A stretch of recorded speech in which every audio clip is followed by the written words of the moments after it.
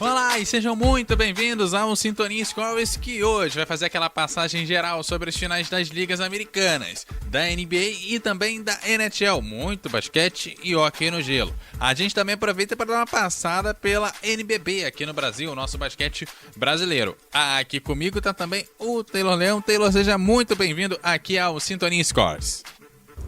Muito boa noite a você, Eduardo Couto, boa noite a todos que estão aqui no Sintonia Scores, aqui na Sintonia Esportiva e também em todas as plataformas, também no eduardocouto.wordpress.com e em todas as redes sociais também.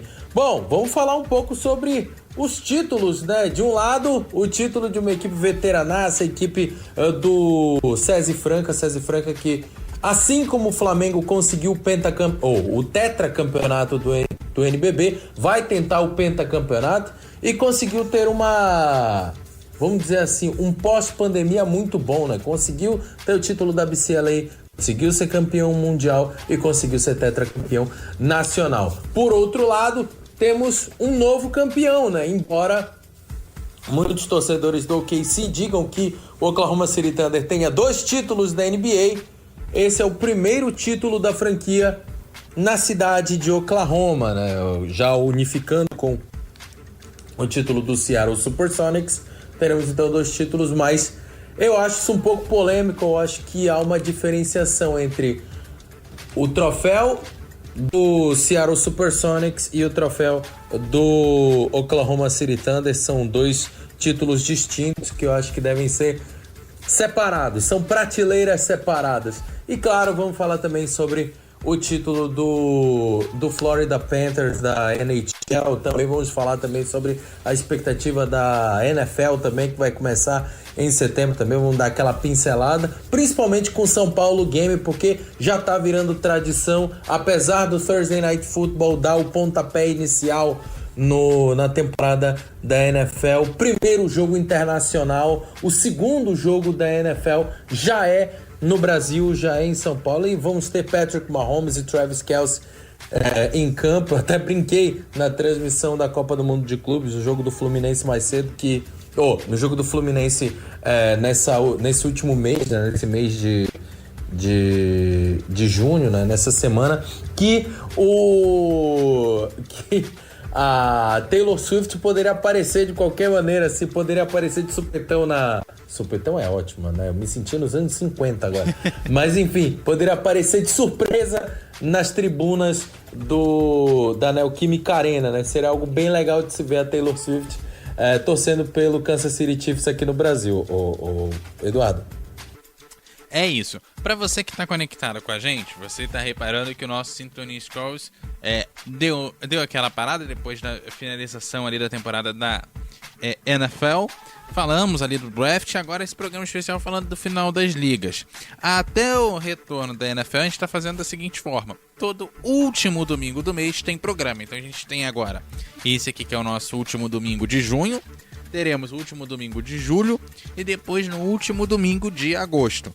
Dali pra frente a gente conversa depois como é que vai ser o programa lá no programa de agosto. Então você sabe, tem o último domingo no mês, como sempre temos.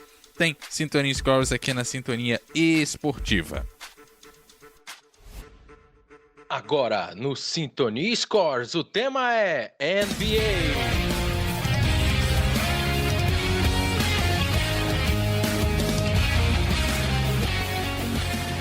Bom, agora vamos lá, vamos abrir aqui a NBA, que a gente teve aí finalmente os jogos das finais. A gente começa aqui repassando como é que foram. O Indiana Pacers começou ganhando na casa do Oklahoma, 111-110, no jogo mais apertado da série. Depois o Oklahoma fez valer a sua casa, venceu por 123-107. O Pacers ganhou seu primeiro jogo em casa, 116-107, liderando a série por 2-1. Depois foi a vez do Thunder vencer na casa dos Pacers, 111-104, empatando a série em 2-2. Foi então que o Thunder venceu em casa 120-109, o Pacers também venceu em casa 108-91, empate da série em 3-3.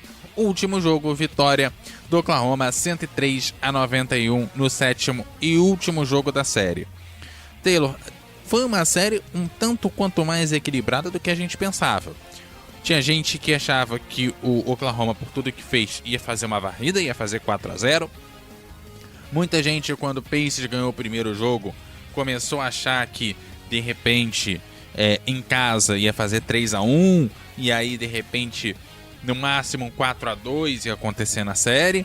Mas, no final das contas, a gente acabou vendo aí a série indo, de fato, até o sétimo jogo. A minha pergunta para você, pra gente começar a bater esse papo o Oklahoma foi, de fato, isso tudo para ser cogitado essa varrida? E o que o Pacers fez para minar essa teoria do 4-0?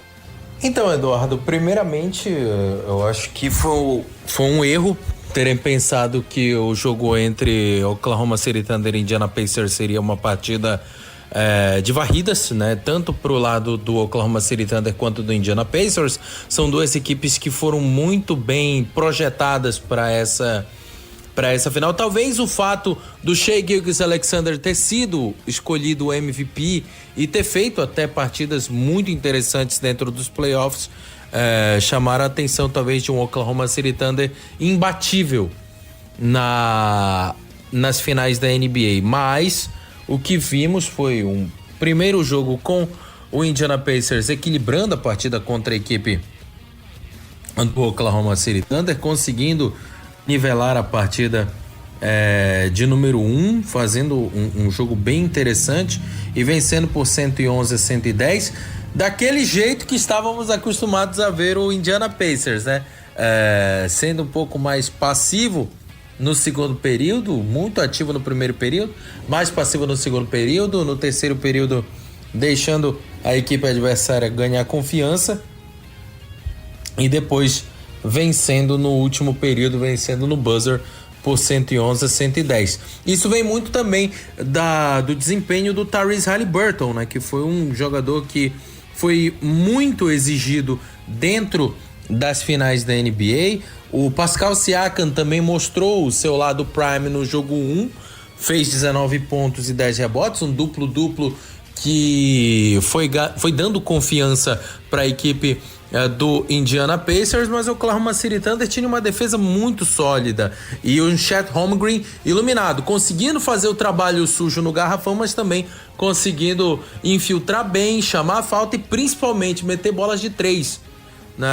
O Chet Holmgren tinha uma estatura interessante frente a uma defesa do Oklahoma City Thunder que por muitas vezes acabou ficando baixa por causa da rotatividade, né? Muitas das vezes teve que colocar o TJ McConnell, que era um jogador esforçado, na verdade um jogador esforçado, mas é considerado baixo nos padrões NBA, 1,87m, estatura baixa para a maior liga de basquete do mundo, e aí isso acabou pesando um pouco na marcação que era feita pela equipe do Indiana Pacers, que aí começou a sofrer isso um pouco mais no jogo 2. O jogo 2 já teve uma partida um pouco mais bem desenhada para o lado do Oklahoma City Thunder, no segundo jogo que aconteceu em Oklahoma, lá na Paycon Center, e isso fez com que a equipe do Oklahoma City Thunder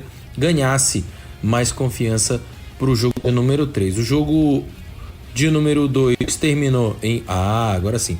Terminou em 123-107, uma partida que foi muito dominada pela equipe do Oklahoma City Thunder. Desde os meados do primeiro período, a equipe do Oklahoma City Thunder mostrou uma maturidade muito grande, mostrou uma força muito grande, e isso foi bem testemunhado pela partida do Shai Gilgeous-Alexander, que marcou 34 pontos em 36 minutos. Foi um jogador participativo em todos os momentos, foi mais do que um simples armador de jogadas. Ele jogava para si, chamava a marcação para si e distribuía as bolas tanto para o Chet Holmgren quanto pro Jalen Williams, que fez uma grande partida. E outro que fez grande partida foi o Alex Caruso. Caruso destruiu a partida no jogo 2, mostrou a sua experiência de Chicago Bulls, também de Los Angeles Lakers. Fez um bom trabalho defensivo, mas principalmente fez um excelente trabalho ofensivo, mandando bolas de 3, infiltrando dentro do garrafão, mas infiltrando dentro é ótimo, mas enfim, infiltrando no garrafão, sendo agressivo nas descidas para a bandeja, mas principalmente sendo um grande jogador no perímetro. Então, para mim, o Caruso foi essencial para essa grande vitória do Oklahoma City Thunder diante do Indiana Pacers no jogo 2. Aí, a partir do jogo 3, tivemos um jogo mais equilibrado, novamente, né? Justamente para trazer de novo esse equilíbrio por parte de Oklahoma City Thunder e também de Indiana Pacers, a partida que aconteceu, a primeira partida da série, no caso lá na cidade de Indianápolis, e isso aí acabou trazendo um equilíbrio a mais, um interesse a mais para as duas equipes conseguirem as vitórias, né? Vitórias que eram necessárias nessa fase. Afinal de contas, a série estava equilibrada, estava empatada. E aí tivemos no jogo 3 a equipe do Indiana Pacers conseguindo a vitória diante do Oklahoma City Thunder por 116-107. Um jogo mais propenso para a equipe do Indiana Pacers. No segundo período chegou a abrir 40-28. Teve uma boa vantagem por parte do Indiana Pacers. Pascal Siakam jogou muito bem. Tyrese Haliburton jogou muito bem, fez duplo-duplo, 22 pontos e 11 assistências. E também o destaque para o Ben Mathurin, que jogou muito bem, 27 pontos, 22 minutos. TJ McConnell também sendo um bom sexto homem, entrando em quadra contra a equipe do Oklahoma City Thunder, que teve os seus titulares e uma boa partida. Holmgren fazendo duplo-duplo, 20 pontos em 10 rebotes, 12 pontos para o Luguentz Dort, 26 pontos para o Jalen Williams e 24 pontos para o Shai Gilgeous-Alexander. Mas uma equipe que já estava desgastada, uma equipe que se mostrou um desgaste muito grande, teve uma minutagem muito alta dos titulares para essa partida contra o Indiana Pacers. Para você ter noção, Eduardo, o Shai Gilgeous-Alexander jogou 42 dos 48 minutos de partida, então realmente foi um desgaste muito grande por parte do SGA.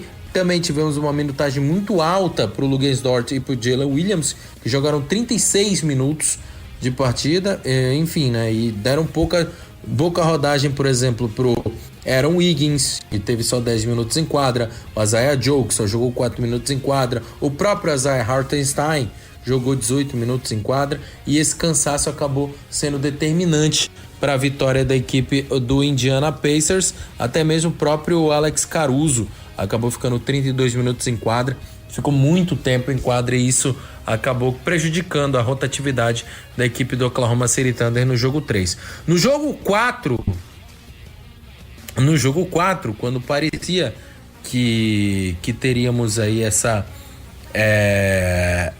sobriedade, não sobriedade, mas essa sobra, né? Jogando com sobras a equipe do Indiana Pacers, foi aí que o Oklahoma City Thunder conseguiu mostrar o seu potencial e empatou a série em 2-2.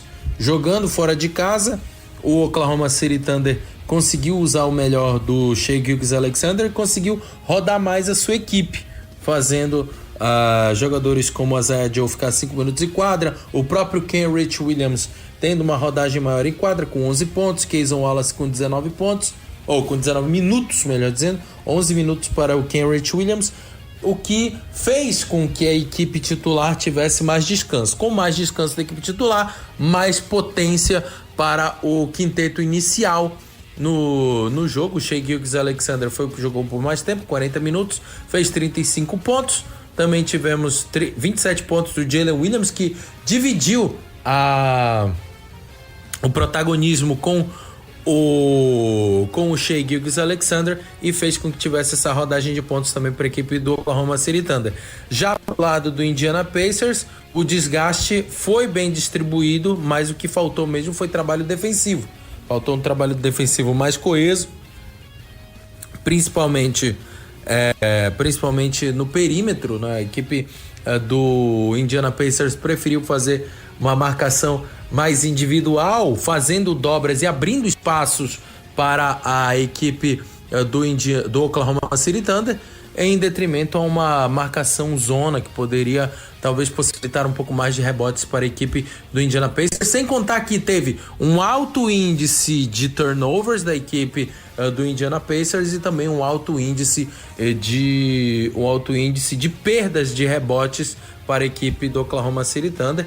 E esses rebotes, essas perdas de rebotes e esses turnovers efetuados acabavam virando pontos para a equipe do Oklahoma City Thunder quase que instantaneamente.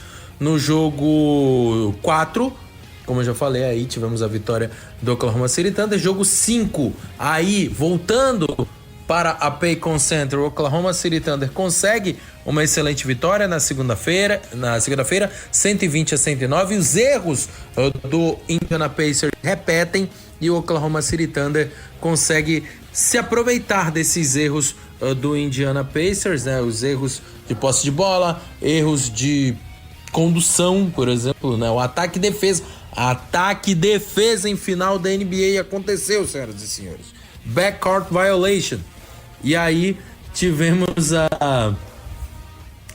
aí a vitória do Oklahoma City Thunder por 120-109. Isso não tira o mérito da vitória do Oklahoma City Thunder no jogo 5, mas realmente tiveram muitos erros por parte da equipe do Indiana Pacers e esses erros pesaram contra a equipe de Indianápolis. Que inclusive, SG Taylor, não tem nada a ver com isso, sim.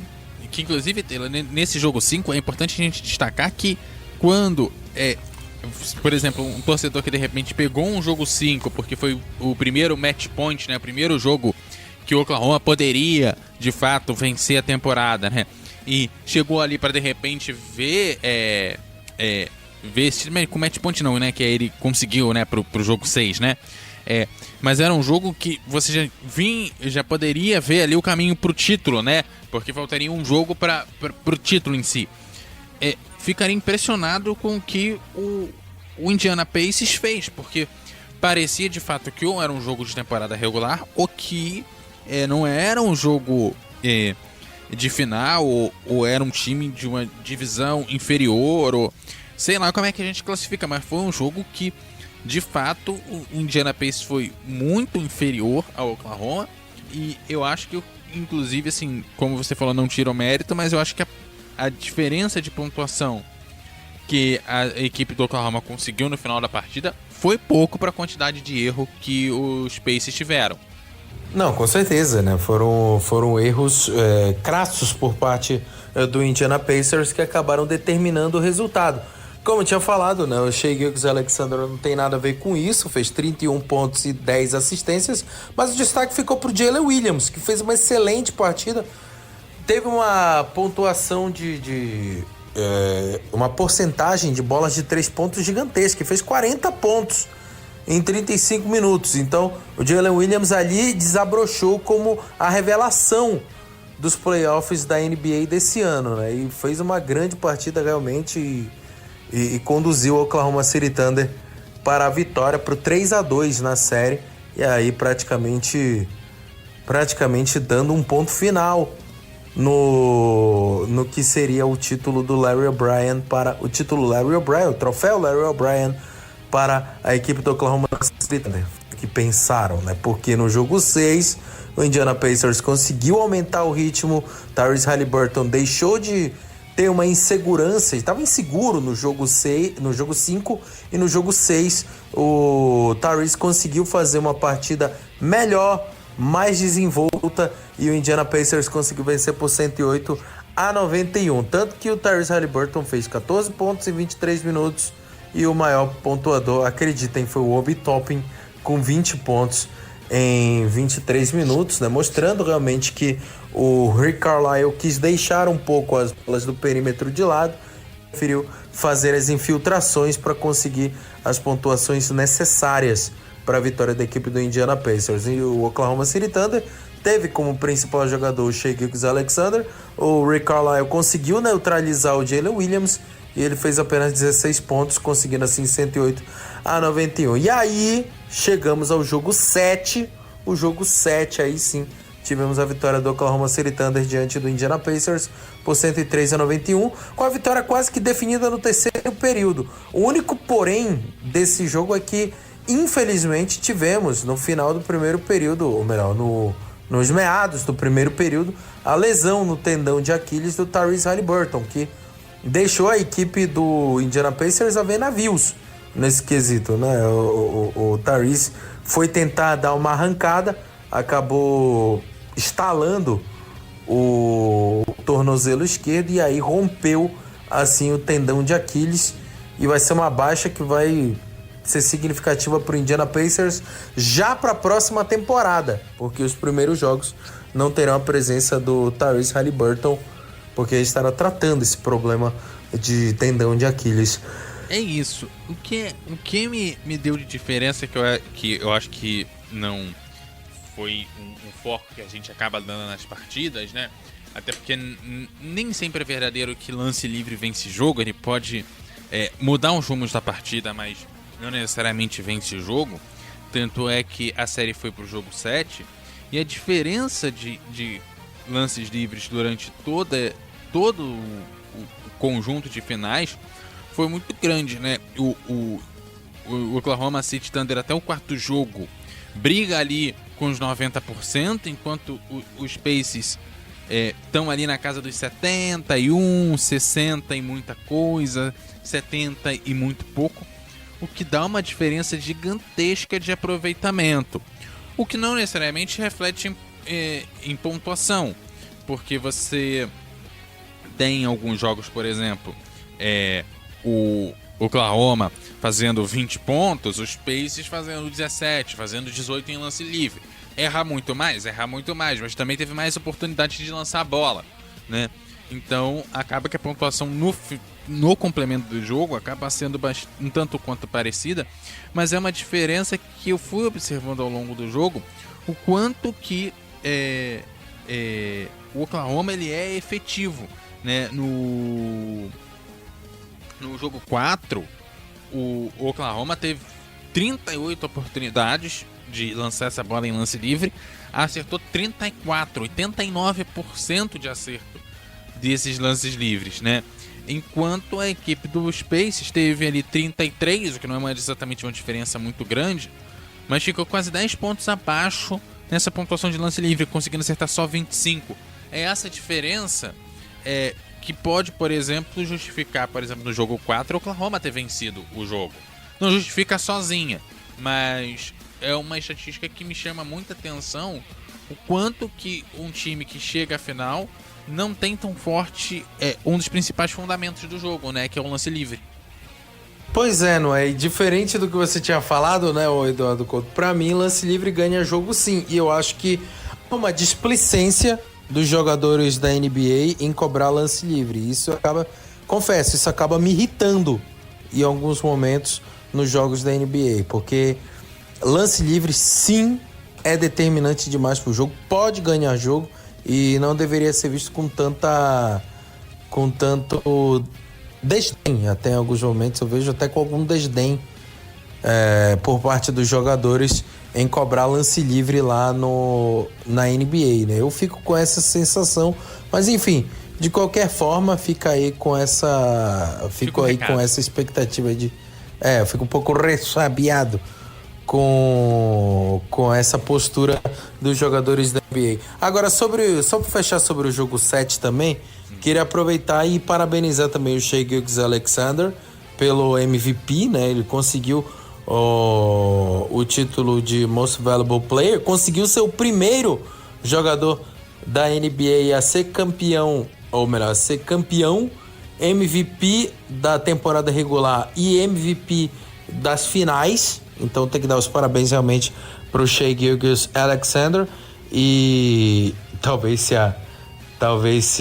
a EA Sports ainda tivesse os direitos de fabricação dos games da NBA, estariam colocando o Shai Gilgeous-Alexander na capa e azarariam a carreira ou a temporada, estragariam a temporada do Shai Gilgeous-Alexander, que é o que acontece no Madden, às vezes isso acontece também no FIFA, mas na EA Sports FC, agora o nome, né, como foi o caso aí do Jude Bellingham, né, que não ganhou nada na temporada. É a capa do jogo de futebol, mas não ganhou absolutamente nada com a camisa do Real Madrid nessa temporada. E aí tivemos, pelo menos nada até agora, né, porque tá rolando ainda a Copa do Mundo de Clubes, mas por outro lado, vemos um caramba, agora deu um branco. Vemos um Shai Gilgeous-Alexander jogando muito bem na temporada. E eu não sei se foi capa do 2K, mas ele... foi um outro jogador agora, eu lembro. Não vou lembrar qual é o nome do jogador que tava. Acho que era o Jason Tatum, que era a capa do NBA 2K25. Enfim, irrelevante. Mas, de qualquer forma, o Shai Gilgeous-Alexander tá de parabéns. Fez uma grande temporada. Fez uma Olimpíada legal também no ciclo, né, 2024 pelo Canadá, 2025, sim. Olimpíada não é Copa do Mundo, tá? Tem que avisar isso pros americanos, eles fazem essa confusão lá. Pois é, não é? Tipo, Olimpíada é uma coisa, Copa do Mundo é outra, tá? Mas enfim, no caso do basquete, né, principalmente.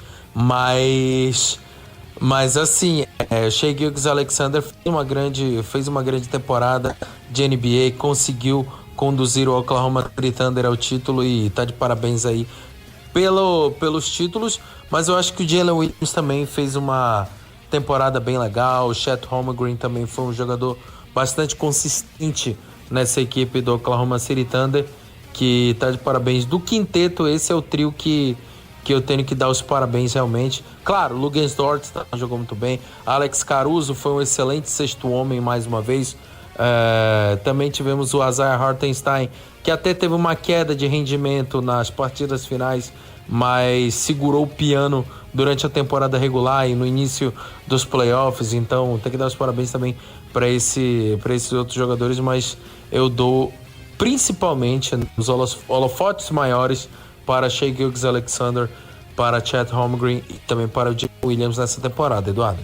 É isso, pra gente encerrar o bloco, agora a gente vai falar da mídia da NBA, porque a gente sempre gosta de tratar o nosso esporte, a gente quer que ele atinja a maior quantidade de público possível, né?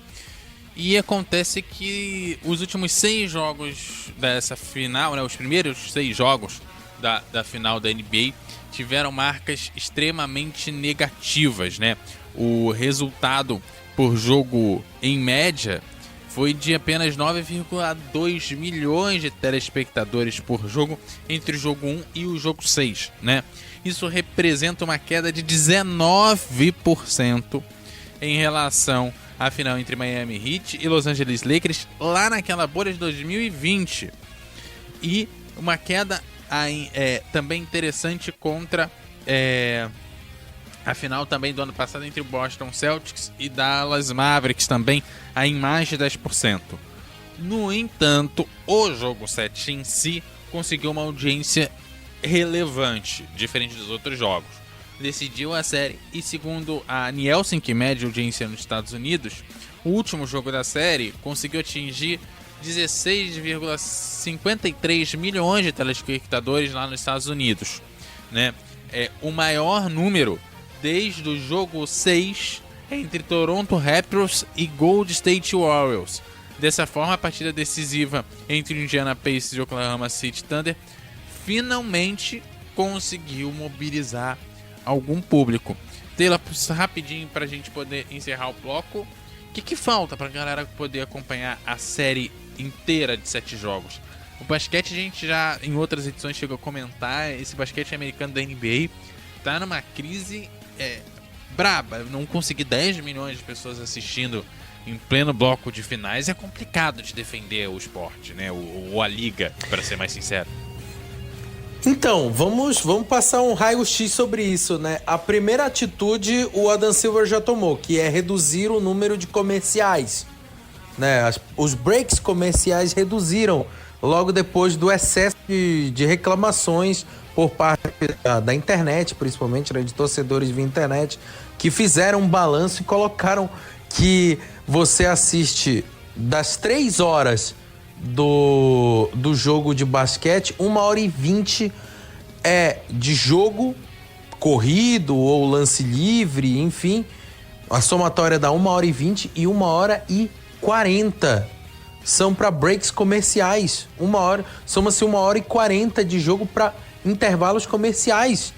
E aí a NBA, vendo isso, reduziu o tempo de intervalos comerciais. Os tempos técnicos reduziram de 2 minutos para 1 minuto e 20, se eu não me engano. 1 minuto e 20, 1 minuto e 15. E aí isso ajudou a deixar o jogo mais corrido. As pausas para comerciais ficaram muito menores nas televisões, até mesmo durante os desafios. Não tivemos em alguns desafios, principalmente nas finais, as pausas para comerciais, que já estávamos até se acostumando a ter. Todo tipo de pausa que acontecia dentro do jogo da NBA era motivo para entubarem um comercial. E isso foi diminuindo aos poucos, justamente por causa da reclamação dos torcedores. Mas ainda é muito pouco, afinal de contas são 86 jogos para cada equipe, o que é um superávit de jogos, e isso acaba atrapalhando na condição técnica dos jogadores, que muitas das vezes vão ficar entregues ao departamento médico. Os principais deles, como foi o caso do próprio Tyrese Haliburton, que no início da temporada estava lesionado, volta, aumenta o ritmo do Indiana Pacers, traz os Pacers para os playoffs e consequentemente para as finais. E no jogo 7 já tem uma lesão de tendão de Aquiles em um lance que era banal, um lance de corrida que parecia que era natural, mas acabou rendendo uma lesão grave pro Tyrese Haliburton. Além de outros jogadores também, o próprio Jason Tatum teve esse problema. Outros grandes nomes também já passam por esses problemas de lesão ao longo dessa longa temporada, longas viagens, pouco descanso, intervalo curto de jogos, às vezes, dependendo do caso, um dia de intervalo ou até mesmo 2 jogos consecutivos, um jogo num dia, o outro no dia seguinte. Isso acaba diminuindo aquela vontade que o torcedor tem de, poxa, eu quero ver meu time, sabe? A expectativa tá acabando porque tem muito jogo. E esse é um problema não só do basquete, mas de vários esportes estão passando por isso. O futebol tá passando por isso, o vôlei tá começando a passar por isso também, essa exaustão de jogos. E isso acaba sendo prejudicial para a experiência do público. Fala também... a mesma coisa da Fórmula 1, quem fala do Sintonia Motor sabe que praticamente todo o programa bate nessa tecla. Tem corrida demais. Tem muita corrida, né? 24 etapas, se eu não estiver enganado. 24 então, assim... etapas, sendo 3 nos Estados Unidos, sendo 2 na Itália, se bem que a Itália vai tirar uma, né? Se eu não me engano. Uma vai sair do... Acho que é o circuito de Monza. Monza vai sair. Em Nürburgring, não quer... em Spa é uma briga pra ter corrida lá. Interlagos, toda hora, pessoal...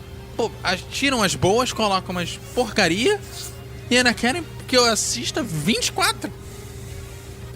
Mesma coisa, realmente fica muito complicado. Mesma coisa pro basquete, assim. Eu lembro de uma época que você chegava nos últimos 5 minutos de jogo, você sabia que você ainda ia ficar 1 hora, assim. Chegava no quarto, quinto período, época ainda que o esporte interativo transmitia, né? Você sabia que ia ficar 1 hora, então melhorou ainda. Pelo menos o quarto período não dura no máximo 40 minutos. Já melhorou, né? Mas sim. Falta... Você fala do esporte interativo, eu lembro... Eu quando comecei a assistir NBA, foi na Rede TV. Pelo próprio esporte interativo dentro da Rede TV.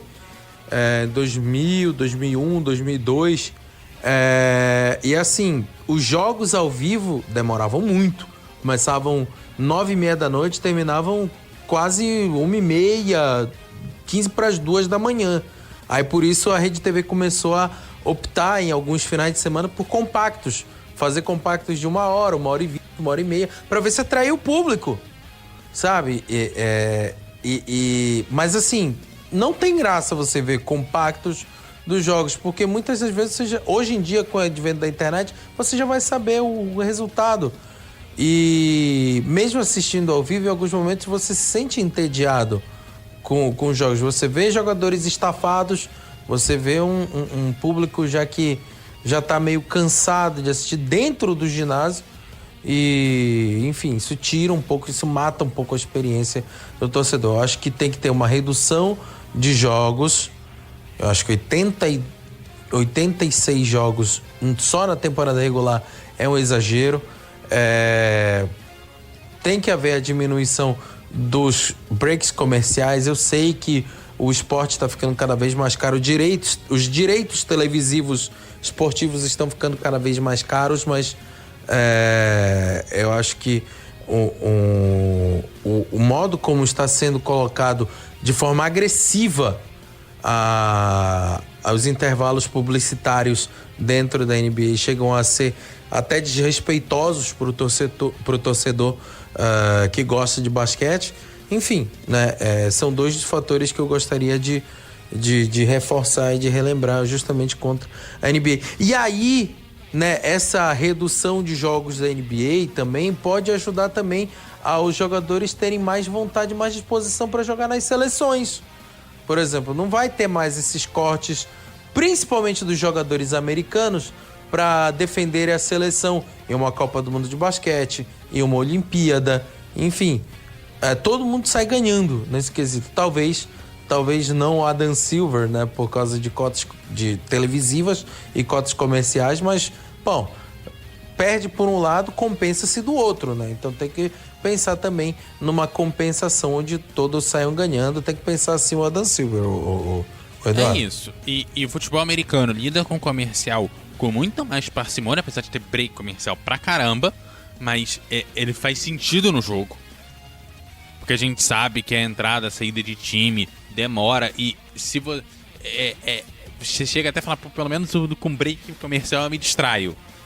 Se eu ficar vendo equipe entrando, equipe saindo, equipe entrando, equipe saindo, eu vou parar de assistir, é melhor o break comercial que me distrai mais. Eduardo, isso é uma coisa que, por exemplo, o beisebol não aprendeu.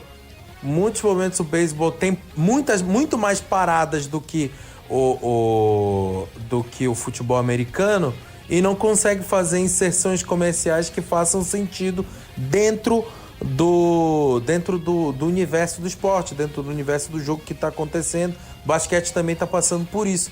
Basquete e beisebol tem esse defeito aí que o futebol americano já conseguiu consolidar, ou conseguiu contornar, melhor dizendo. E a NHL também contornou com os power breaks lá, com você, pela minutagem do jogo, você sabe quando que vai ter o break comercial, você até se programa, fala, não, isso aqui leva tanto tempo, então o break comercial vai ser aqui, então eu posso botar meu arroz no fogo para jantar na hora que for pro intervalo. Né? Então você já faz até a própria conta. NHL que a gente conversa daqui a pouquinho no nosso terceiro bloco, mas aqui a gente vai pro break agora, e na volta a gente fala sobre a NBB, e no final, no terceiro bloco, a gente fala sobre a NHL. Galera, até já!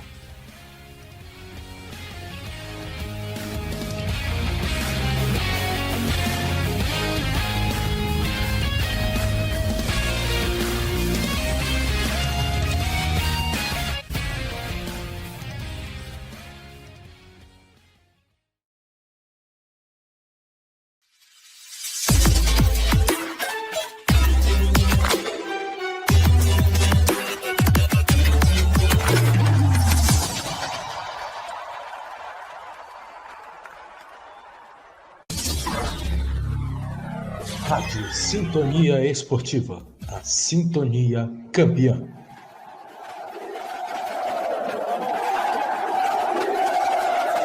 A uva me deu o poder da escolha. E isso me permite ser livre.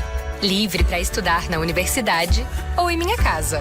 Escolher fazer intercâmbio ou trabalhar assim que eu me formar. E agora, com um programa para futuros líderes do país, com bolsas de 100% em todo o curso. Os melhores serão selecionados e vão receber coaching, mentoria, estágio garantido e inglês gratuito. Porque a UVA é a melhor escolha? Porque ela me dá todas. Atenção, torcida nordestina! Além dos campeonatos estaduais, vem chegando também o torneio regional mais disputado do futebol brasileiro. Estamos falando da Copa do Nordeste. Na Sintonia Campeã, você acompanha a disputa de equipes de 9 estados pela Taça Orelhuda. A Lampions League com fortes emoções aqui na Sintonia Campeã. Copa do Nordeste, só aqui na Sintonia Esportiva.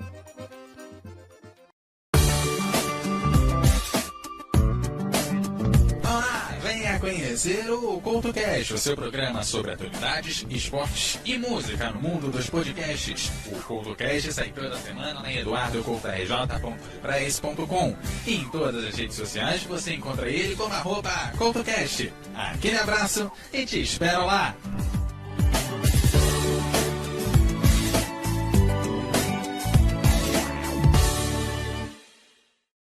Na UVA, você escolhe a maneira de estudar que melhor se adapta ao seu perfil e à sua rotina. São 3 modalidades para você dar match: presencial, semipresencial e EAD. Na modalidade presencial da UVA, você encontra ensino de qualidade que capacita você para o mercado, excelente infraestrutura com modernas salas de aula, laboratórios e espaços makers, professores capacitados que darão suporte na sua trajetória. 4 campi para escolher onde estudar: Tijuca, Barra, Botafogo e Cabo Frio. Preços fixos e acessíveis durante todo o curso. Disciplinas trimestrais para maior imersão nos conteúdos. Disciplinas presenciais e ao vivo e online que possibilitam troca de experiências. Disciplinas online em interativa plataforma virtual para você acessar no seu ritmo com flexibilidade de horários.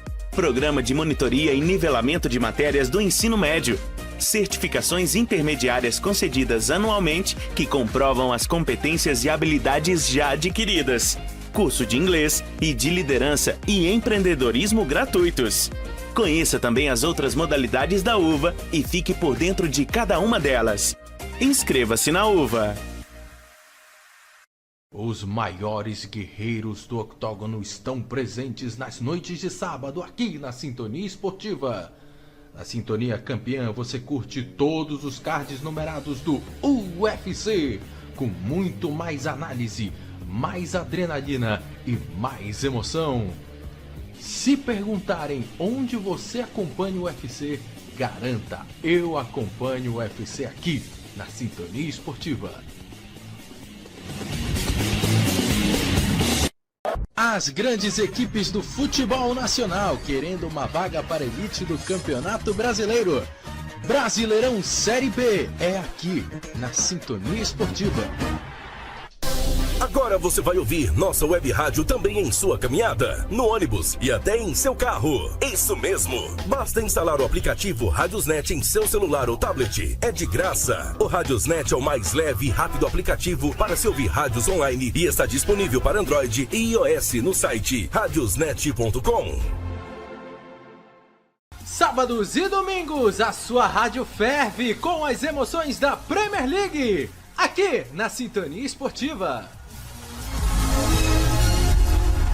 Libertadores é raça. Libertadores é emoção. Libertadores é aqui, na Sintonia Esportiva. A Sintonia Campeã. Com a atuação dos professores e estudantes, a UVA se tornou referência na educação superior. Hoje, contamos com diversos cursos nas áreas de saúde, humanas, exatas e negócios, oferecidos nas modalidades presencial, semipresencial e à distância.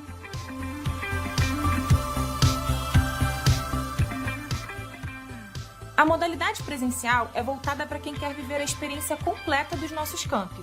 O aprendizado do aluno vai além da sala de aula, com práticas em laboratórios e outras atividades enriquecedoras. Já o EAD é ideal para quem gosta de flexibilidade e precisa de um aprendizado que seja adaptável à rotina. Na graduação semipresencial, o aluno poderá desenvolver atividades práticas nos laboratórios e salas de aula de nossos campi, ganhando experiências e networking, e também terá flexibilidade para ajustar seus horários e estudar de onde quiser. A UVA conta ainda com opções de educação continuada, envolvendo cursos de especialização, MBA, mestrado e doutorado. Venha viver essa experiência!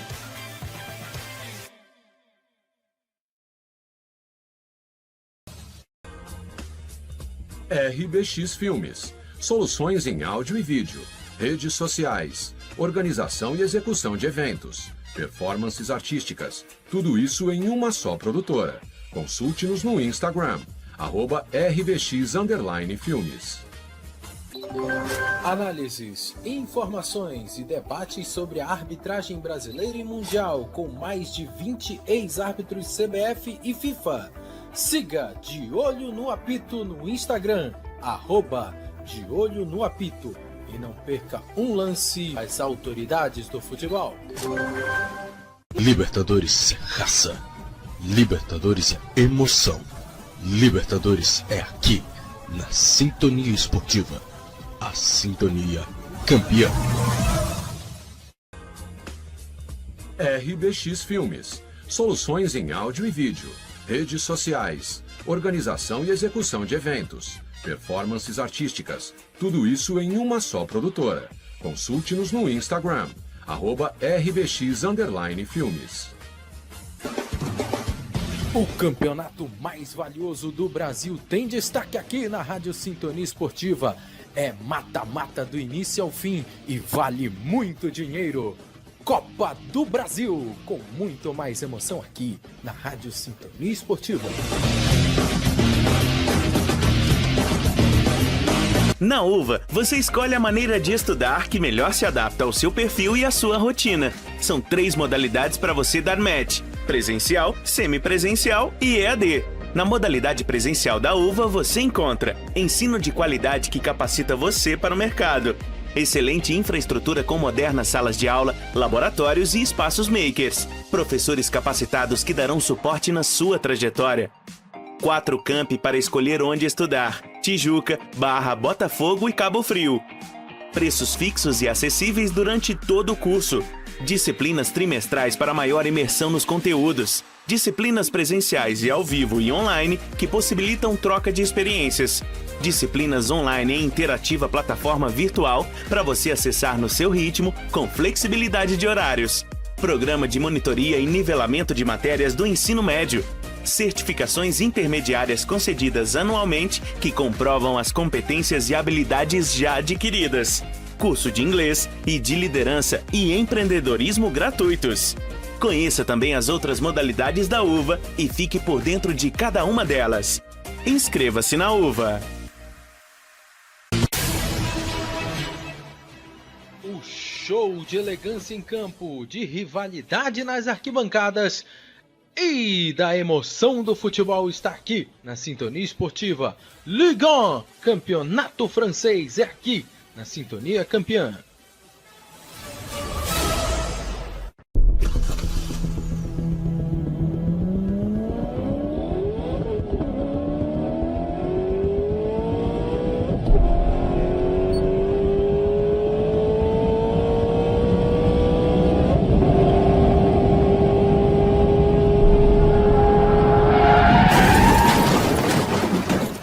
Quanto mais você acelera, mais rápido você chega lá. Respeite os limites de velocidade. Rádio Sintonia Esportiva, a Sintonia Campeã.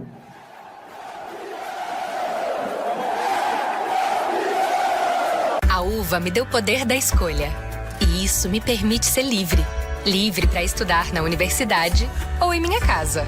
Escolher fazer intercâmbio ou trabalhar assim que eu me formar. E agora, com um programa para futuros líderes do país, com bolsas de 100% em todo o curso. Os melhores serão selecionados e vão receber coaching, mentoria, estágio garantido e inglês gratuito. Porque a UVA é a melhor escolha? Porque ela me dá todas.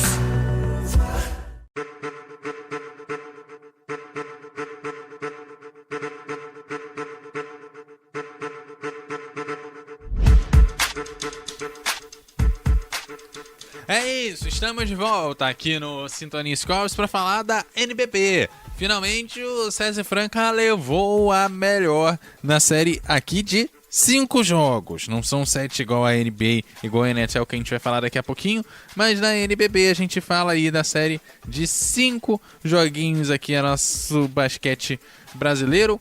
O Minas começou vencendo o primeiro jogo, 69-65. Depois o Franca venceu 94-78. Venceu novamente na casa do Minas 83-73, fazendo 2-1 na série. E depois o Franca venceu o quarto e último jogo dessa melhor de 5, 86-73, fazendo aí 3-1. Não tendo sentido aí ter o quinto e último jogo, afinal de contas, já não tinha mais jeito pro Minas vencer. Taylor, o que você achou da série? Um destaque aqui interessante, né? A única vitória do Minas foi fora de casa, né? Pois é, não é? E é interessante porque o KTO Minas já tinha vencido todos os jogos dos playoffs, estava na primeira posição na temporada regular, passou em primeiro, então tinha a vantagem de ter mais jogos na Arena UniBH. Passou bem do Bauru. Não, passou bem do R10 Score Vasco primeiro. 3-0 na série. Depois ganhou por 3-0 do Bauru. 3-0 do Bauru. Pegou o Mogi, na verdade, na primeira rodada, né? Foi o Mogi, perdão. Isso, foi o Mogi. Véio. Venceu o Mogi por 3-0. Venceu o Bauru. Depois, Minas, na série... Não, Minas, Vasco e Bauru. Você falou certinho, só que você só falou do Vasco e do Bauru. Esqueceu do Mogi. Pois é, Mogi 3-0, Vasco 3-0 e o Bauru foi 3-2, se eu não estiver enganado. Não, foi 3-0 também. 3-0 também. Não perdeu nenhum jogo. Todos os jogos 3-0 e aí bateu de frente com o César Franca, que fez uma semifinal difícil contra o Flamengo. O Flamengo vendeu caro também a semifinal contra o César Franca, perdeu por 3-1 na série, mas o César Franca bateu de frente com o KTO Minas e conseguiu vencer bem a primeira partida, sempre com ele. Ele que estava jogando muito bem, Didi Lousada foi muito bem do início ao fim. O primeiro jogo, na verdade, foi vencido pelo Minas, 69-65. Uma boa vitória por parte da equipe do KTO Minas, em especial também pelo trabalho do Barrali e do Fusaro. O técnico Leonardo Costa conseguiu também neutralizar a equipe do César Franca, mas de resto, depois desse primeiro jogo, só deu o César Franca. O segundo jogo, 94-78 César Franca em Belo Horizonte, com uma excelente atuação do Jorginho de Paula e também do Didi Lousada. O Didi ali fez a diferença nesse jogo 2. No jogo 3 tivemos a vitória do César Franca por 83-73. Jogo também acontecendo em Belo Horizonte. E aí, no jogo 4, tivemos a vitória derradeira do César Franca diante do KTO Minas por 86-73. Aí esse jogo sacramentou a grande partida que teve o Didi Lousada. E é engraçado que nos 2 últimos jogos o Didi fez grandes enterradas, né? Foram enterradas marcantes, aquelas que dignas de melhores momentos, dignas de highlights, e que o Didi acabou fazendo. Mas não só ele também, o Lucas Dias fez um excelente jogo 4, o Jorginho também fez um bom jogo 4 também. O David Jackson até acertou bola de 3 também. Então a equipe do Elinho Garcia fluiu nos jogos 2, 3 e principalmente no jogo 4, onde tivemos os talentos individuais aparecendo, né? Tanto o Didi quanto o Lucas Dias, quanto também o David Jackson, o Eduardo. É isso, e é um César Franca que consegue trabalhar muito as suas bolas, quantas bolas de 3, como também tem um bom aproveitamento de lance livre. Eu acho que esses são os 2 pontos que fazem com que essa equipe do Franca consiga ter uma pontuação melhor. isso assim, não colocando na conta o quanto que o Minas, quanto no jogo 2, quanto no jogo 3, deu umas desaparições no jogo. Tinha uma hora que você não sabia onde estava o Minas, né? E aí me parece, quando a gente olha essa questão de estatística do Franca também indo muito bem com lance livre, muito bem nas cestas de 3, essas pontuações também acabam gerando uma gritante diferença entre as duas equipes, né? Fazendo com que o Minas tenha muito mais dificuldade de recuperar o placar quando ele acaba tendo alguns momentos que ele tem uns apagões no jogo, e a recuperação desse apagão acaba sendo muito mais difícil pela forma que o Franca consegue ser constante nessas pontuações, quanto a cesta de 3, que nem sempre cai, né? É uma cesta que normalmente você acerta menos do que a cesta de 2, no geral. E o lance livre, que você acaba tendo aquela obrigação de fazer, mas que o Franca conseguiu somar muito mais pontos e ter muitas mais oportunidades, né? Dessa cobrança de lance livre. O que explica também essa pontuação e essa diferença do Franca pro Minas nesses 4 jogos, né? E de fato o Franca jogou melhor a final, mesmo que o Minas tenha tido um histórico de um avanço mais tranquilo nos playoffs da NBB.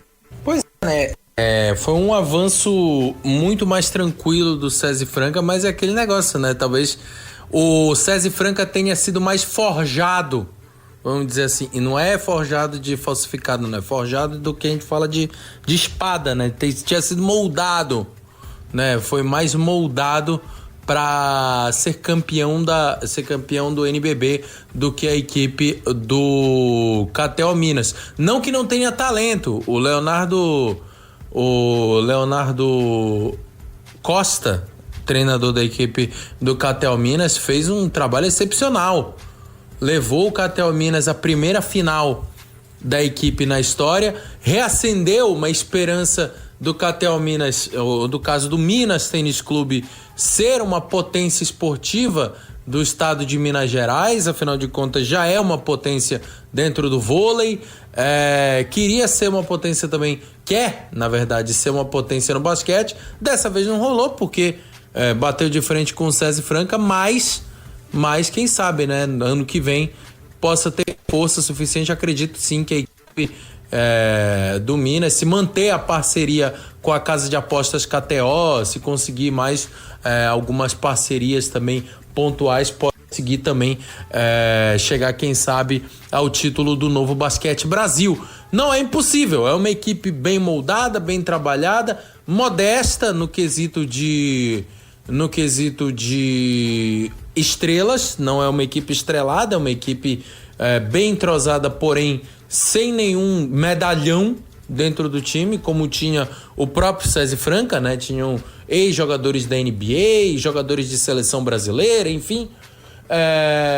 Mas a equipe do Catel Minas é uma equipe coesa, uma equipe que tem muita qualidade, com certeza vai vir com muita força a partir de setembro para a temporada... setembro não, de outubro, a partir de outubro para a temporada 25-26 do Novo Basquete Brasil. Eduardo. E aí, Taylor, pra gente já ir pro nosso encerramento do bloco, eu quero saber de você, como é que você vê essas finais como um impacto aqui no basquete brasileiro. A gente que vem acompanhando vários anos, foi uma final bonita de ver, apesar dos problemas que a gente teve. A gente teve problema até no placar, salvo engano, no jogo 3, né, que foi na casa do Minas, algumas coisas que de fato a gente já deveria ter esquecido na liga, né? Mas o Petrocão no jogo 4 estava lotado e a torcida empenhada para torcer. A casa do Minas nos jogos 2 e 3 estava cheia, né? eu vi muito a final, principalmente naquela fase que o Flamengo conseguiu ser tetra, que estava muito mais vazia a casa e a torcida estava muito menos entusiasmada em torcer pelo time de basquete. De fato, agora dá para dizer que a torcida comprou o esporte, mas ainda falta um caminho grande para que a gente, por exemplo, sonhe em aqui no Brasil ganhar título e da mesma forma que a gente sonha com futebol, alguém possa sonhar em jogar basquete, por exemplo. O vôlei está muito mais avançado nesse sentido do que o basquete aqui no Brasil.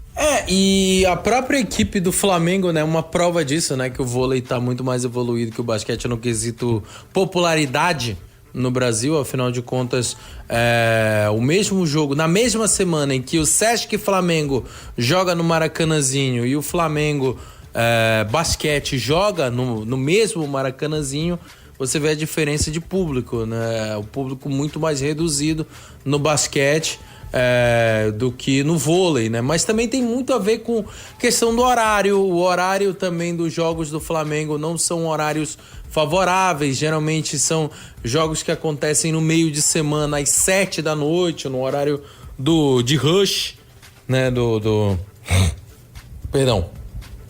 De rush, no caso da torcida do Flamengo, para sair de suas casas para chegar até o complexo do Maracanã para acompanhar o jogo, ou no caso da Tijuca ter que ir até a zona norte do Rio para poder acompanhar o jogo. Enfim, é um trabalho muito desgastante assim também para a torcida do Flamengo, né, que é algo que acaba afugentando o torcedor.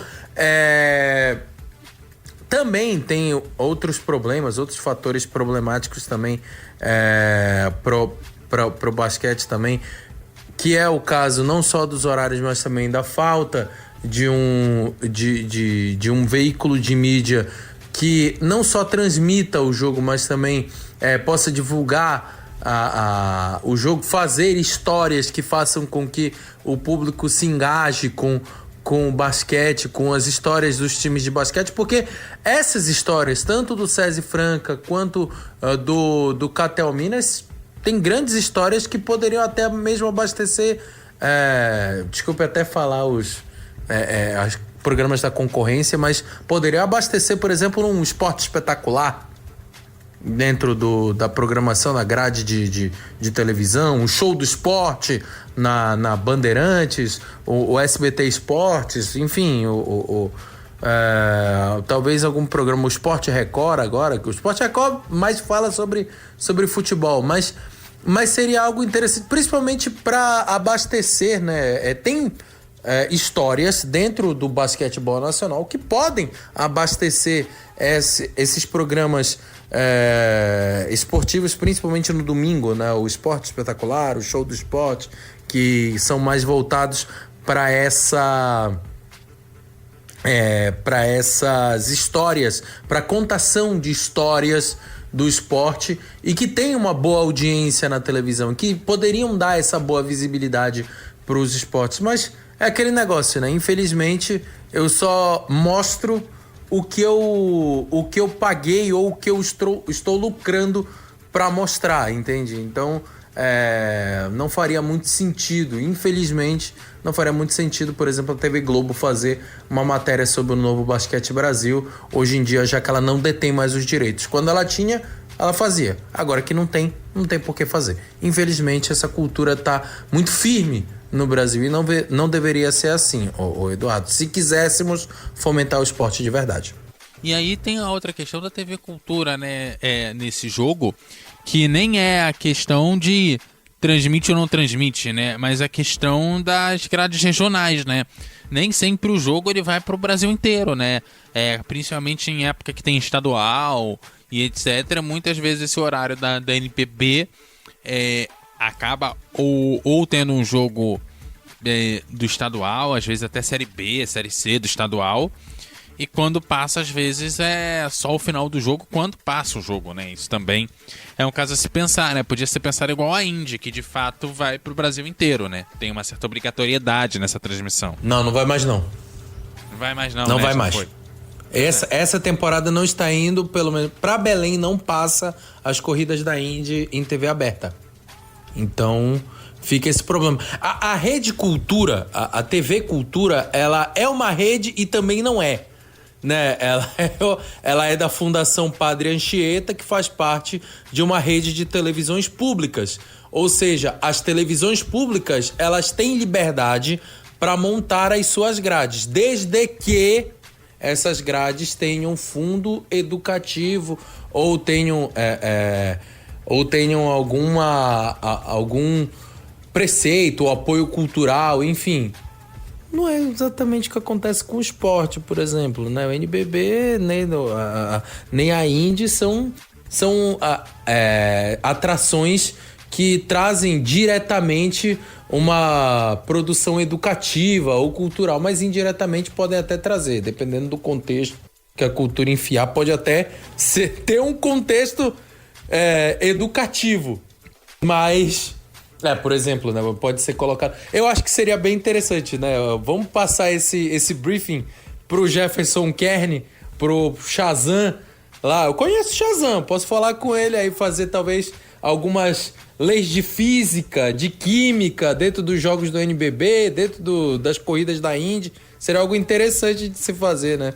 Seria bem legal, né? Química, principalmente dentro da Indy, né? Com o composto de combustível, a física, como que os carros conseguem ficar em órbita dentro dos circuitos ovais e não baterem nos muros, enfim. Seria bem interessante ter uma mescla, assim, de um conteúdo educacional dentro do esporte nas transmissões da TV Cultura. Mas enfim, eu tô viajando. Mas de qualquer forma, a Cultura tem esse problema. Ela faz parte de uma rede de fundações educativas e que cada uma segue sua programação. Ela pode seguir a programação da TV Cultura ou não. A Fundação Padre Anchieta, ela tem a sua programação.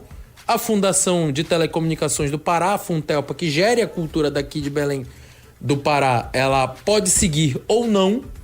A TV Ceará pode seguir ou não. A TV Brasil pode seguir ou não. Enfim, né? A TVE da Bahia pode seguir ou não. Tem até a questão da dupla filiação, né? Uma parte, normalmente, o dia você fica com a Cultura e a noite com a TV Brasil, né? Ainda tem disso, né? Sim, é dividida, né? É dividida a filiação porque fazem parte do pool de redes públicas, né? E aí isso acaba atrapalhando também a transmissão, por exemplo, de jogos do Novo Basquete Brasil, por exemplo, que poderiam ser difundidos para todo o país. Que custa obrigar, igual obriga a passar o jornal, né? Passar os eventos esportivos também, né? Mas é isso. Com essa a gente vai pro break, com essa viagem aí também do Taylor. A gente vai pro break comercial e na volta a gente vai para um campo mais gelado, aproveitar que tá frio em boa parte aí do país. Esse final de semana congelaram lá o sul do país. A gente vai falar da NHL, o hóquei no gelo. No próximo bloco a gente volta já já.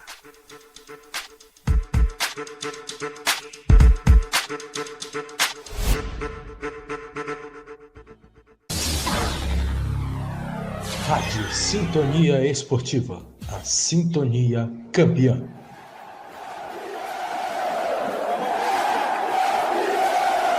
A uva me deu o poder da escolha. E isso me permite ser livre. Livre para estudar na universidade ou em minha casa. Escolher fazer intercâmbio ou trabalhar assim que eu me formar. E agora, com um programa para futuros líderes do país, com bolsas de 100% em todo o curso. Os melhores serão selecionados e vão receber coaching, mentoria, estágio garantido e inglês gratuito. Porque a UVA é a melhor escolha? Porque ela me dá todas. Quer ouvir nossa rádio em seu celular ou tablet, em qualquer lugar? Então baixe agora o aplicativo Rádiosnet. São milhares de emissoras do mundo todo e você vai ouvir de graça muita música, notícias e esportes. O aplicativo Rádiosnet está disponível para o seu smartphone Android e iOS no site radiosnet.com.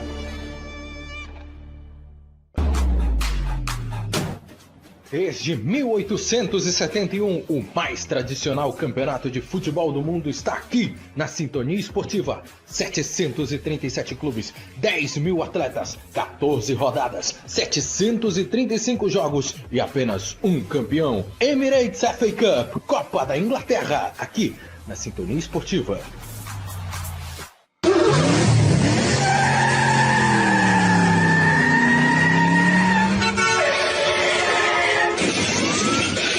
Para quem gosta de velocidade, é difícil se adaptar a 6 km por hora em uma cadeira de rodas. Além de vítimas fatais, o trânsito destrói muitas famílias. Seja vivo e dirija com segurança. Programa de Educação e Segurança. Paz no Trânsito. Prefeitura de... A emoção do futebol sul-americano, na sua forma mais bruta, está aqui na Rádio Sintonia Esportiva. E só aqui você acompanha a Copa Sul-Americana de graça. Comebol Sul-Americana é aqui, na Sintonia Esportiva. A vida está aberta para a informação, está aberta para o fato, aberta para não dormir, aberta para a madrugada, está aberta para os olhos de quem quiser ver, aberta na sua rua, aberta para o outro, está aberta na ponta do seu dedo, na ponta da sua língua, no não posso esquecer e no todo mundo tem que saber. A informação está aberta na tela. TV aberta, há 70 anos, aberta para você. Uma campanha aberta. Apoio Rádio Sintonia Esportiva. A Rádio Sintonia Esportiva orgulhosamente vem informar que o tênis tem casa nova na sua web rádio. Acompanhe os maiores campeonatos do mundo com os melhores tenistas dos circuitos masculino e feminino aqui na sua Sintonia Esportiva. A Sintonia Campeã, agora também sacando e voleando com a bolinha amarela.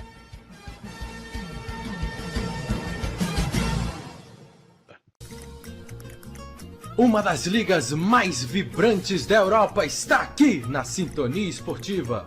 La Liga é aqui na Rádio Sintonia Esportiva.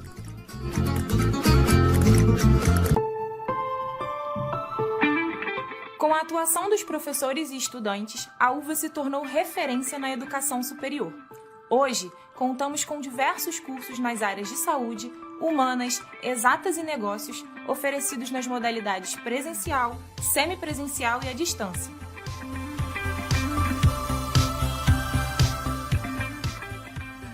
A modalidade presencial é voltada para quem quer viver a experiência completa dos nossos campi. O aprendizado do aluno vai além da sala de aula, com práticas em laboratórios e outras atividades enriquecedoras. Já o EAD é ideal para quem gosta de flexibilidade e precisa de um aprendizado que seja adaptável à rotina.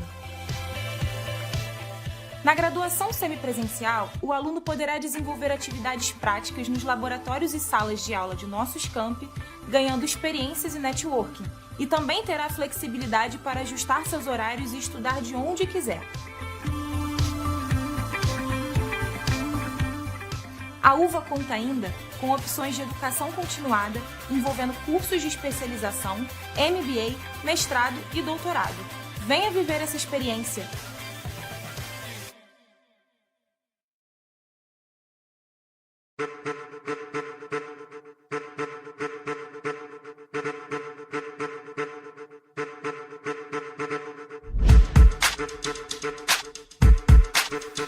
Oficialmente de volta aqui no Sintonia Scores para falar sobre os playoffs da NHL. É hora do Hockey no Gelo. Agora, no Sintonia Scores, o tema é NHL.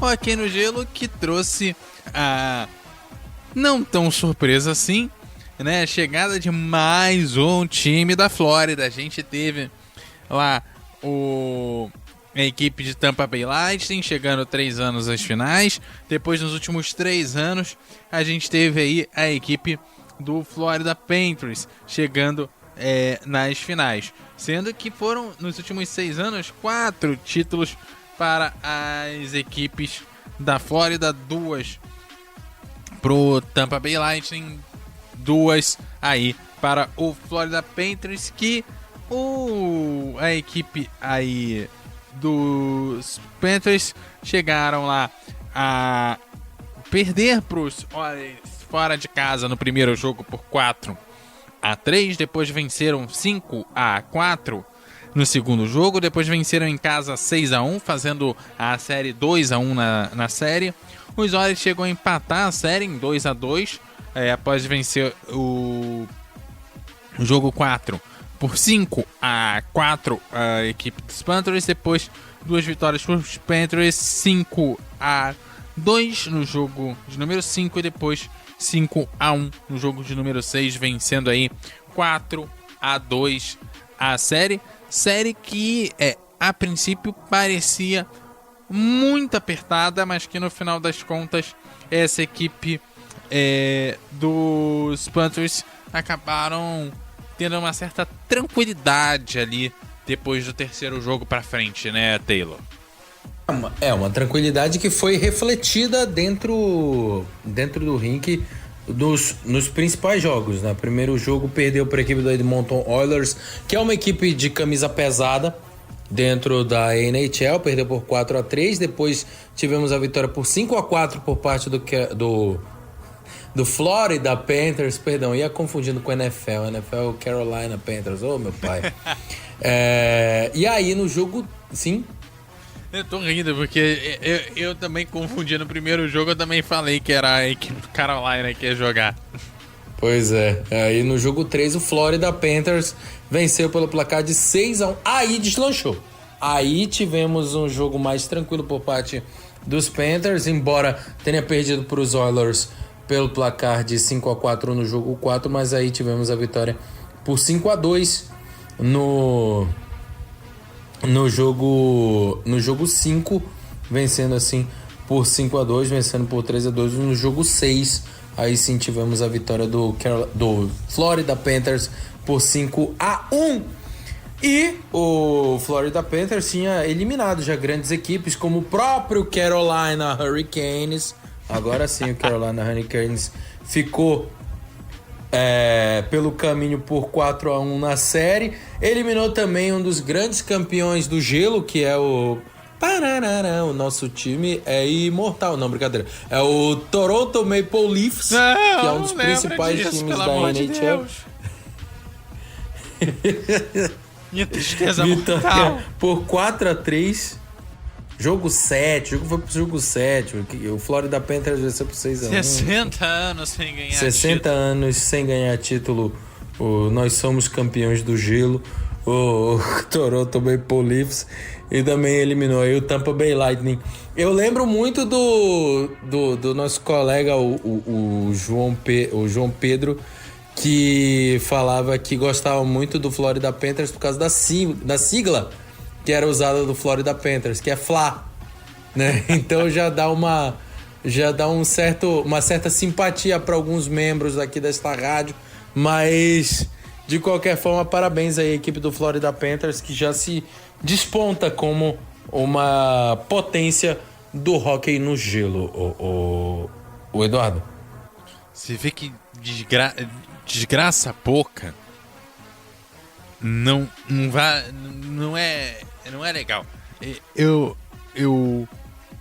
fiquei, né, comecei torcendo para equipes do Toronto, dos Maple Leafs, depois fui chegando ali pro Tampa Bay Lightning ali no início dos anos ali 2014 até 2016 ali, né? Já tava torcendo para eles naquela época que eles estavam pegando o título direto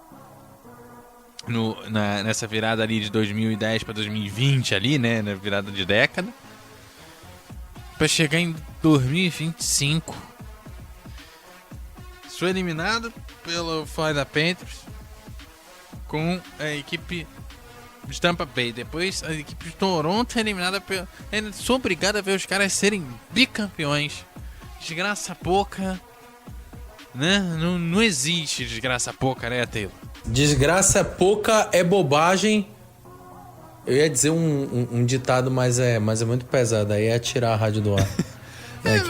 Que é um pra quem tá, ano, né? Exatamente, mas pro ano que vem, né? dá pra gente sonhar, assim, a equipe de Tampa vinha parecendo que ia de fato disputar título, saiu no primeiro jogo, né? A equipe de Toronto finalmente, tipo assim, conseguiu pelo segundo ano consecutivo classificar e avançar da primeira rodada de playoffs, coisa que até ano passado não fazia, tinha mais de uma década, né? Então, assim, você começa a sonhar, você começa a enganar o seu coração, você fala, não, poxa, agora vai, né? Agora tá tranquilo, né? Tava feliz, assim, né? Desculpa o papo de torcedor, mas faz parte do nossos momentos, né? E aquela história, foi jogar contra a equipe de Toronto. A equipe de Toronto me perde os 2 jogos em casa. E aí eu falo, não, perdemos. Beleza, perdemos. Tamo fora, tá tranquilo. A equipe de Flórida vai avançar, tá de boa. Aí, fora de casa, a equipe de Toronto, na casa do Florida Panthers, ganha os 2 jogos.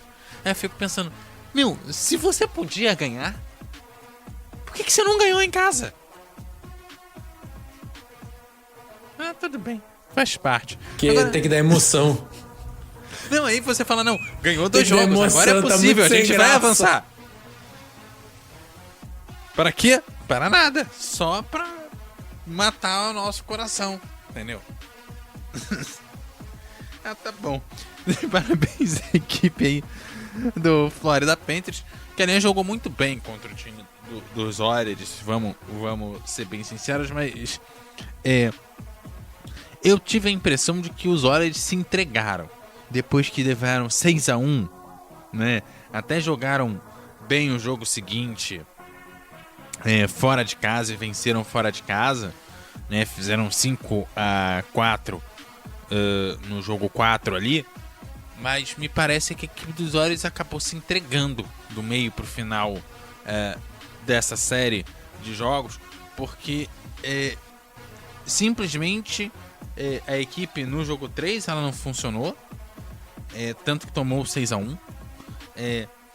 Conseguiu ainda recuperar um fôlego no jogo 4, mas assim, um jogo em que esse 5-4 foi muito explicado pelas suas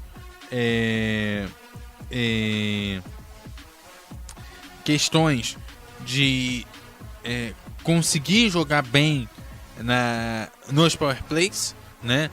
Tanto que fez um gol de power play, mesmo que tenha levado o gol também, conseguiu trabalhar esse jogo, principalmente na defensiva, né? Desses power plays, conseguiu não ter tantas penalidades quanto em outros jogos, né? E aí consegue muito aos trancos e barrancos levar o jogo para a prorrogação, que esse 5-4 foi para a prorrogação e ali conseguiu. Mesmo caso que foi no jogo 2, quando houve a vitória da equipe dos Panthers, também foi um 4-4 no tempo regulamentar. No primeiro jogo da série também a gente teve prorrogação depois de um empate em 3-3, né? E a equipe foi lidando e conseguindo se defender e conseguindo, principalmente nesse jogo 4, né? Trabalhar essa equipe, fazer uma rotatividade no gelo que não desgastou tanto os atletas assim. Jogou bem, mas em compensação, quando essa rotação não funcionou, quando acabou sendo uma equipe que gerava muitas penalidades, tanto que no jogo de número 3 a equipe dos Oilers somaram 85 minutos de penalidade, né? Levaram 3 gols de power play da equipe do Florida Panthers. O único gol dos Oilers nesse jogo, no jogo 3, veio de um power play. Depois a gente viu no jogo 5 novamente os Oilers sofrendo com penalidade, no jogo que menos teve penalidade, mas os Oilers sofreram, não levaram gol, mas por muita sorte. E depois, no último jogo, no jogo 6, novamente a gente viu a equipe dos Oilers sofrendo também com penalidade. Também um jogo que não teve tanta penalidade assim, mas foram 12 minutos pro lado dos Oilers contra apenas 2 pro lado do Flórida. Isso acabou não se convertendo em gols, mas não ajudou a equipe dos Oilers a conseguir se sair tão bem, apesar de que em quase todos os jogos a equipe dos Oilers chutou mais a gol, mas não foi efetivo, né? Chega a chutar, eu vi uma estatística, não vou lembrar o número exato, mas era coisa de 20 e poucos chutes para cada gol. E aí, Taylor, eles perguntam, cara, como é que você enxerga esse Florida Panthers, né, que consegue dominar muitos Oilers, mas também esses Oilers que quando conseguiram trabalhar, foram para prorrogação, e quando o time não funcionou, levou goleada. Pois é, o time quando o Florida Panthers ou melhor, quando o Edmonton Oilers não funcionou, levou essa goleada, mas era uma equipe mais incisiva, né? Justamente quando teve os jogos mais equilibrados, né? Conseguiu buscar um pouco mais o power play, conseguiu fazer os resultados necessários, e isso se refletiu nos resultados, principalmente de 5-4 e também de 7-5, enfim. Foram jogos mais disputados, mais brigados, com mais dificuldades no gelo, com muito mais icing, mas em compensação tivemos as vitórias por parte da equipe do Edmonton Oilers contra um Florida Panthers que se mostrou superior durante toda a série das finais da Stanley Cup. E aí o resultado foi o título da equipe do Florida Panthers, nesse momento aí por 5-1 e também por 6-1, principalmente nos jogos nos jogos 4 e 6 das finais da Stanley Cup, o Eduardo. Pois é, e me pareceu que os Oilers tinham uma vantagem de chegarem um pouco mais descansados, né? A equipe dos Oilers o tempo inteiro estava conseguindo essa classificação antes da equipe de Flórida, né? Fez um 4-2 contra o Los Angeles Kings, depois um 4-1 sobre os Vikings, depois o Dallas Stars foi um 4-1 também, e o Flórida veio ali de um 4-1 contra o Tampa Bay, que até deu uma descansada para a segunda fase, mas que teve que esperar o Toronto chegar ainda algumas rodadas. Depois fez um 4-3 contra o Toronto. Depois foi um pouco melhor, fazendo um 4-1 contra o Carolina Hurricanes, né? Mas o Flórida teve jogos com muita prorrogação, muitos jogos que a equipe do Flórida teve dificuldade de conseguir pontuação, demorou para avançar, principalmente para a equipe do Toronto. Teve um jogo da equipe do Florida Panthers que ele foi para a segunda prorrogação, e os Oilers, mal ou bem, não lidaram com essas intempéries ao longo das finais. Isso para mim me dava uma certa vantagem para os Oilers, que não sei se de fato refletiu no que eles fizeram no gelo, né? A equipe dos Panthers, de repente, até se explique porque os primeiros jogos não tão bons assim, né? Mas que também é aquilo. 3 dos 6 jogos também foram para prorrogação, então não sei se a equipe dá para jogar que a equipe dos Panthers conseguiram a vitória porque estavam mais quentes, ou se a equipe dos Oilers não fez valer o seu descanso, né, para cima dos Panthers, que eu realmente acreditava, pelo menos numa dificuldade maior da equipe do Flórida, por conta de pegar um time mais descansado, né?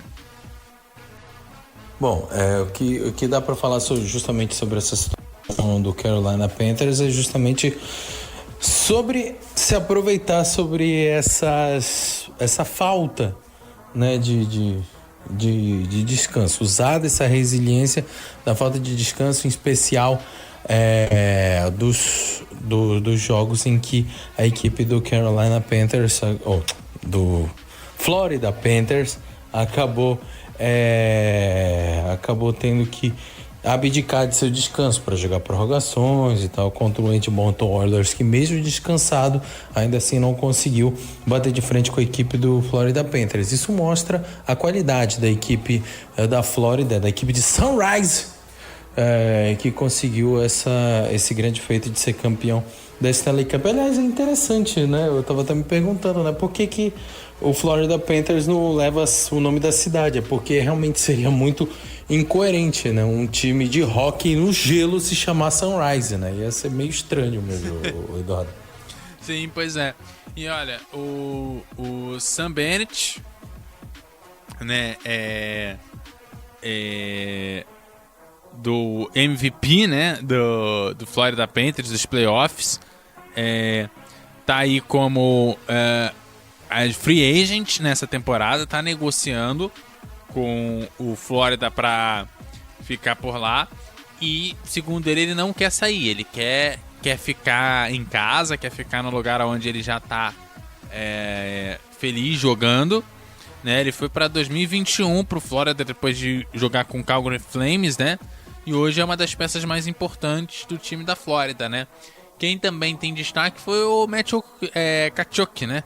Que anunciaram depois de tudo que aconteceu que ele jogou lesionado parte das finais. Ele teve uma fratura de uma hérnia, rompimento do músculo, né? Adutor de uma das hérnias acabou sendo fraturado, e mesmo assim ele foi pro gelo, né? As questões aí da equipe do Flórida de pós-temporada, né? Jogar lesionado nunca é uma boa, né, o Taylor? Mas aparentemente para as equipes de hockey não é a primeira vez que a gente escuta o pessoal indo pro gelo lesionado com uma certa frequência. É normal, né? Normal, faz parte também do hockey, que é um esporte de alto risco, né? De contato também muito mais forte, principalmente dos encontrões. Então faz sentido também lidar com as lesões, né? Principalmente os jogadores do Florida Panthers e da equipe do Edmonton Oilers, que tiveram a temporada completa. Então não tem jeito, vão ter que ficar com os principais jogadores também reclusos ao departamento médico, Eduardo.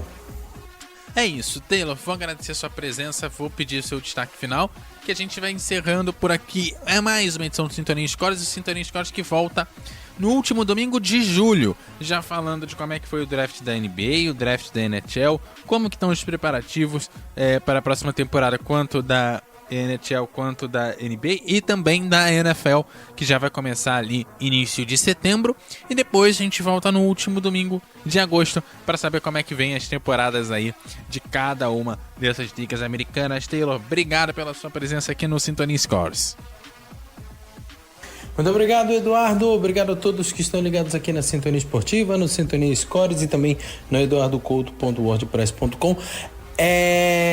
Só lembrando também, né, que estaremos trazendo todas as informações do draft da NBA e da NHL dentro do nosso site, radiosintoniaesportiva.com.br, também fazendo todo esse scout dentro do draft da NBA, então vale a pena você acompanhar.